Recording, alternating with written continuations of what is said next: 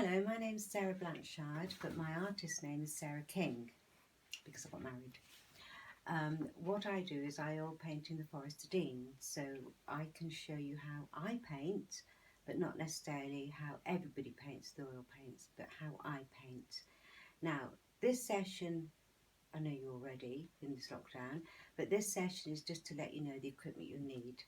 As you can see, I've got a small canvas to start with, and I got these from the works. You can probably order them there. And so long as the canvases don't have studs down the side, that they're on the back, that's fine.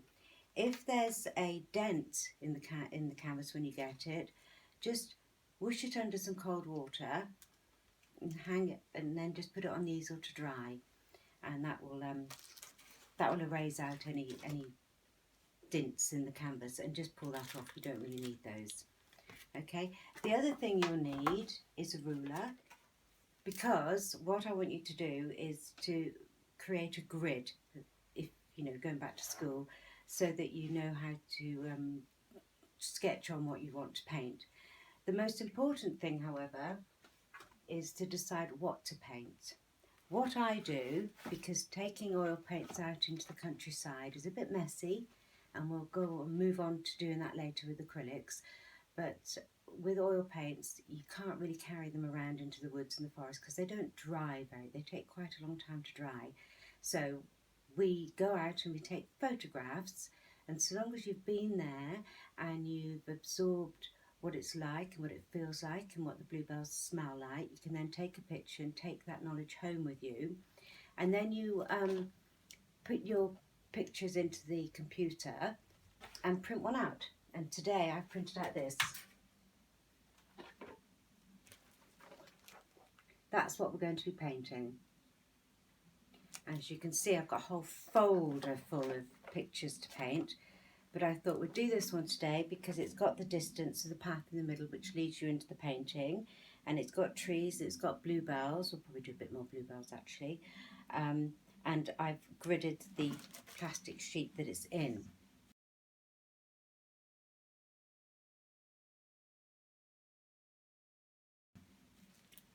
So you'll need a pencil, you need a rubber, you need a ruler, you need your canvas, you need to know what to paint. And today we'll start with just sketching out what it is we're going to paint. So as you can see, I've gridded out my canvas with my ruler. I've just measured the canvas and gridded it out so it matches the number of squares on the grid for the painting. So here I am again, the other side of the canvas this time. It's amazing technology, and I'm just going to show you how to sketch what we're going to draw. This picture here, I hope you've taken a snapshot of it so that you can refer to it whilst painting. I've got my gridded canvas, and you probably can't see it, but I've also gridded lines on my drawing so I know where everything is, and I've got my charcoal. So first of all, I'm going to think of this tree here, and my line, my grid line, goes all the way down there. So it goes down to just at the top of the second one up and the second one in, which is there. Okay, so I'm going to just boldly and around the edges put my tree in, and I'm just going to give it a smudge just so I know, and it'll probably go around the corner as well, so I know where my tree's going to be. That's one tree. Okay, there's a little tree there that I'm going to put in, and that is in the middle of the second grid. So in the middle of the second grid, 1, 2, it's about there, and it's joined onto that one, so I'm going to put a little line there, and it goes down to about the third one. So I'm going to do that and give it a smudge. Right, and then I've got this little tree, but I'm putting in the main big trees first, okay? So we're down to 1, 2, 3 and a bit, 1, 2, 3 and a bit, and 1, 2, 3 in. So it's about here.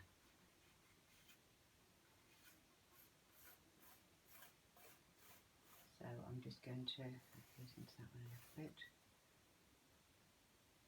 3.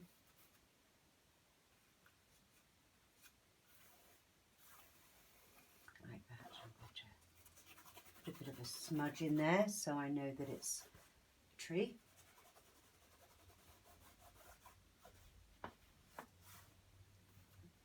And you've got this line here down to the path, and that path is on the middle line, centre line, and the centre line is 1, 2, 3, 4 is there, okay?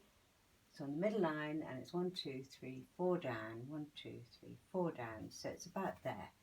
So I'm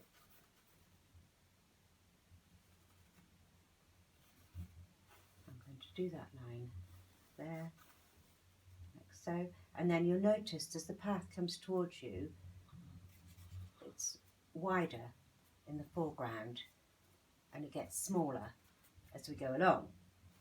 So it comes up to 1, 2, 3, 1, 2, 3. So it comes up to about there, and then it goes right over there.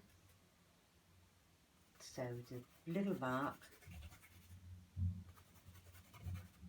and remember you've got this little denty bit there, coming down to there.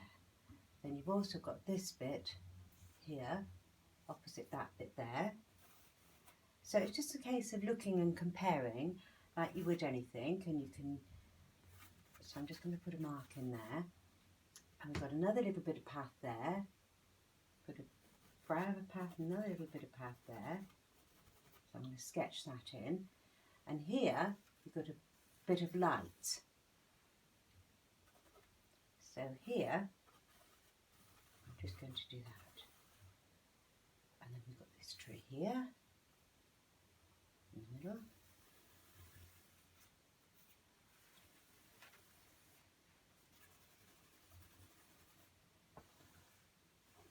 A smudge so I know it's a tree, and we've got a dark bit in there actually, and it's dark all the way around there, and we've got this tree here which I'm going to squeeze in there, and it comes pretty much to the middle line.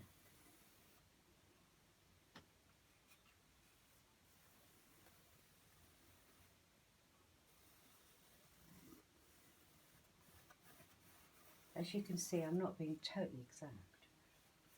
You can either be exact or you can be a bit sketchier, depending on what type of artist you are. I mean, art is, you don't have to paint realistically. You can paint what you like, how you like. It's all still art, so long as you enjoy doing it. I mean, some people, I've got a friend called Rod actually, he would look at that scene, and I like to paint a painting so people can walk into it and they know what they're walking into. It's a walk in the forest. But Rod would perhaps put a bluebell here and a tree over there and then a great big leaf, and he would dissect it all. So it's all broken down into the elements of what's in the painting, although it doesn't look like a woodland walk, but it's still art. So you paint how you want to. I'm simply giving you an idea of how to start. So I'm looking at this bit here, and we've done that tree, and it's a few branches over there like that. Oh, we've got this one here to do, so we're going to just, and notice it's going into the side of there, so we're going to pop that tree in there as well. And we've got what looks like a fence here, which is good because again it leads you into the painting if you have a fence or you have a path. Notice all the shadows on the path, which we can just, it's a shadow from a tree. The other thing you've got to do is decide where the sunlight's coming from. Now in this particular painting there's sunlight behind, but you can see the light on the side of the trees here, which means that the sun is actually coming that way. And you can see the light on the side of that tree, so it's actually coming that way. But it's also coming from above, because you see here, that's because there's a path there. So it's lighter this side, nearer the path, because there's more space. Whereas in the background, look, you can see the sun's been coming through, and we can highlight all those. So let's get onto this big tree here, shall we?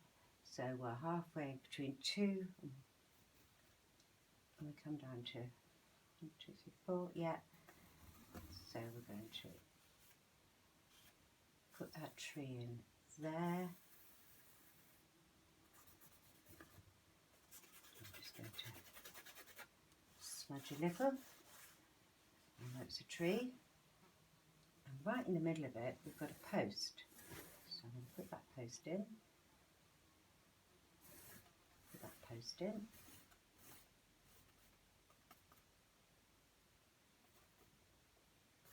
And this is going to be grassiness. And I'm also putting the light and shade in whilst I'm here. So once you're happy with your sketch, then that for me would be enough. Bearing in mind it's darker down here. Just smudge a darkness in. It's just a guide for when I'm painting. And it's dark down there. I go around the sides as well. And there's these little bits that show that you're where the grass is going.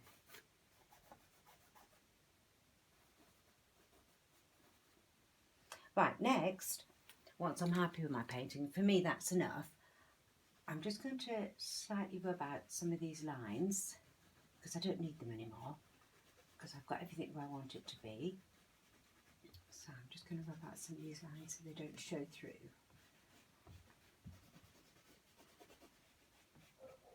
I've done that. Next thing I want to do, if I was to put paint straight on that, particularly any of the light colours, it would pick up the charcoal. So what I do, you can either buy some expensive fixative or you can use hairspray. Hairspray will still fix your painting. So what I do is I